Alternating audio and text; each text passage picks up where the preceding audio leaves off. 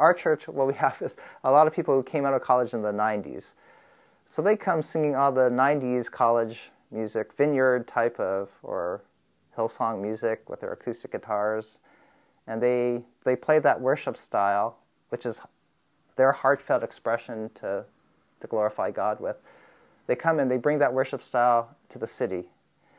And some of the kids here, they may like the music a little bit, but it doesn't really resonate as much with them, or it doesn't become a way that they could praise God with their whole heart, mind, and soul. And so there's a disjuncture. And and so for us to come and to be an urban church, we need to not just bring our worship styles, but we need to embrace other ways to worship God. So what our church, so besides music, worship isn't just music, but there's lots of ways you could worship God. So our church has a lot of different unique forms of worship. We worship in a nonprofit site with a large storefront. So we have these things called worship stations. So this enables different types of people with different worship styles to worship God in their own ways. And we have different types of worship stations.